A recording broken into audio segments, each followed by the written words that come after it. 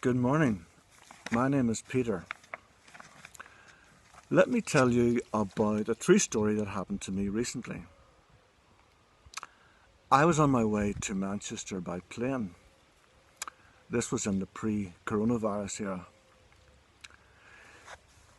The journey was to be on one of those small turbojet planes that regularly fly from Belfast to Scotland and England. I can be a poor traveller at times, and the weather forecast warned of strong winds, and there was a danger that the flight could be cancelled. It did take off, however, and as expected was twisting and bumping all the way across from the short journey to Manchester.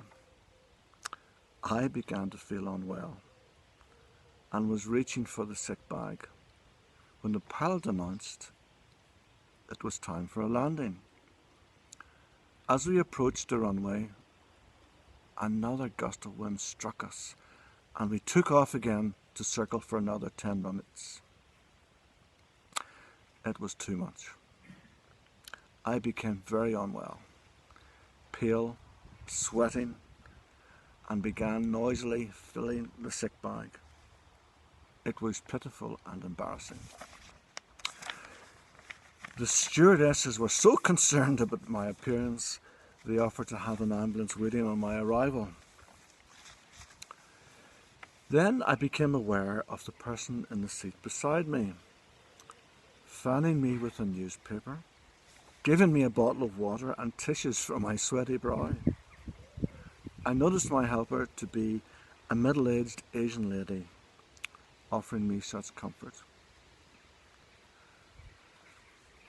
I had declined the offer of an ambulance, but she even carried my bag off the plane for me.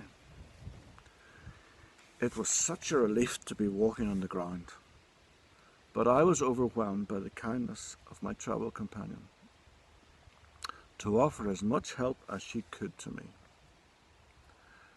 This lady demonstrated such compassion to me, an absolute stranger. Compassion is a word that we use so freely as Christians. Compassion is more than having an awareness of another person's plight and feeling sorry for them, but it is, in God's name, compassion that compels us to become tangibly involved. As some of you may know, Rosie and I have been blessed with the gift of twin grandsons. They are toddlers now, and so often they would stumble and fall, and if they were distressed, we would rush to lift them and comfort them. This is compassion, love and action. It is easy to have compassion for those we know and love, but much more challenging to offer compassion to strangers. In the book of James, chapter 2, and verse 15, James writes, "Suppose a brother or sister is without clothes and daily food. If one of you says to them, 'Go in peace, keep warm and well fed,' but does nothing about their physical needs, what good is it? In the same way, faith by itself, if it is not accompanied by action, is dead." Love is a doing thing. God is love, and He acted on that love. God did not express that love as an emotion or a feeling felt towards us. God saw our helplessness and need of salvation, and with deep compassion, He gave His Son to be our Saviour, and His Word and Spirit to be our guide and help in life. The challenge for us then is to see others as God sees us, to have love for others, and to show that love in deeds and unselfish kindness.